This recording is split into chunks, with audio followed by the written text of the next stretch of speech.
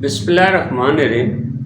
ہر گھر کے والدین کا اولاد کے بارے میں یہی شکوہ ہے کہ کہا نہیں مانتے، لیکن کوئی رک کر یہ نہیں سوچتا کہ بات ان سے منوائی کیسے جائے۔ ایسی باتوں کا ہمارے ہاں مشورہ کرنے کا بھی رواج نہیں کہ بات کہی کیسے جائے جو مانی جائے، اور ہم کسی سیانے سے بات کہنے کا سلیقہ اس لیے نہیں سیکھنے جاتے کہ یہ تو بڑی بے عزتی ہے۔ لو جی، اب ہمیں اپنے بیٹے کو ڈانٹ ڈپٹ کا بھی طریقہ سیکھنا پڑے گا۔ ہمارا نصیحت کرنے کا انداز ایسا ہوتا ہے کہ ہمارا فرزند ارجمند تابعداری کرنے کی بجائے اکڑ دکھانے لگتا ہے۔ مثلاً ہمارا نصیحت کا انداز کیسا ہوتا ہے؟ اوئے الو کے پٹے کبھی پڑھ بھی لیا کر۔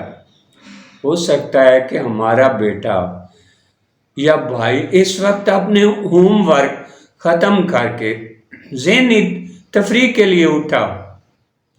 ایسی حالت میں اسے ہماری بات پر بہت کوفت ہوگی، اسے سخت غصہ آئے گا کہ لو اب مجھ سے پڑھوا لو، لگا لو زور، میں نہیں پڑھتا۔ اگر ہم اپنی نصیحت والی چھڑی کو ایک طرف رکھ کر نالائق پتر کے کندھے کو ذرا سا تھپ تھپا دیں کہ تو میرا شیر پتر ہے، یہ بلا بڑھائی تیرے لیے کون سی مشکل کام ہے، تو وہ جان ماری کر کے وہ کام کر دکھائے گا۔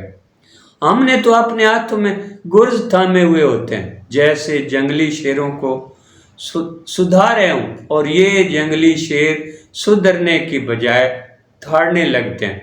ہم اندر ہی اندر بہت سے لوگوں کو سدھانے کا غم پالے ہوئے ہوتے ہیں۔ ان میں ہمارے کلی، ہمارے ماتحت، دوست، رشتہ دار، بھائی بہن اور اولاد شامل ہیں۔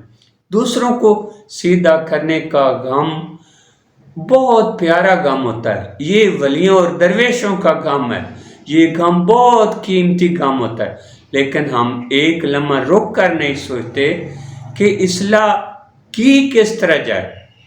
ہم دوسرے لوگوں کے جذبات اندھا دھند پامال کرتے چلے جاتے ہیں اور ذرا نہیں سوچتے کہ ان کے غرور کو کتنی ٹھیس پہنچتی ہے۔